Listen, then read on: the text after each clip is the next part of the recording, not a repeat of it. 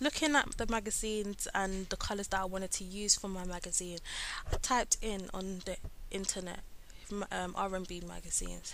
I came up with a lot of red colors, red and white, red and black. These were colors that were mainly used. As you can see from the arrows, I show where red and white has been used.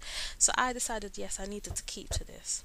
As you can see, it's bright, but it's not as bright as it would be on a pop magazine. On a pop magazine, you can see from this image that it's very bright, yellow and pink, and it's aimed at young girls that that age around 12, 13.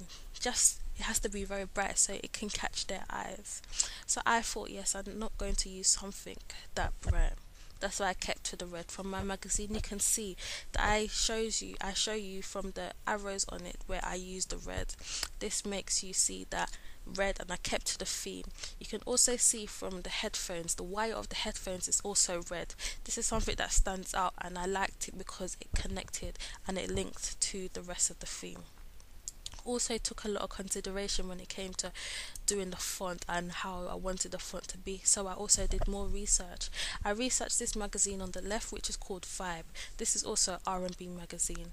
The font is not too fancy, it is just plain and bold, and it stands out, and I wanted to go for this effect. As you can see from my magazine and the magazine on the left, they do have a slight similarity and they do look alike, but they do have a bit of difference. Also, you can see when I look at magazines, I wanted to go for the image and see what kind of image I wanted to put on there. From the images that I looked at on a magazine, I can see that it's very clear and it has to stand out. So I went for this. As you can see from the picture, it's the picture I used before I put on Photoshop and put all the writing on it. And you can also see that it's not as bright and it's just plain, so when you put the writing on it, it brings it out more, which I liked about it. I also liked the hand movement of how his hand is on this picture. I like the way that I put his name right there, so it's like he's holding it. Also took a lot of consideration when it came to thinking about the name and the title that I wanted to put on the magazine, New Generation. My magazine is about young people. The readers will be young people that want to enter the music industry. These people will be the new generation when it comes to their time. So I thought it was something that really connected and really linked. It's also the younger generation, which are people around the age of 17 up in the early 20s.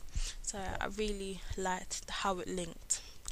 When I went to put on the page New Generation on my magazine, it was hard because New Generation, yes, is a long name, so it would result in me making it smaller, which I didn't want to do.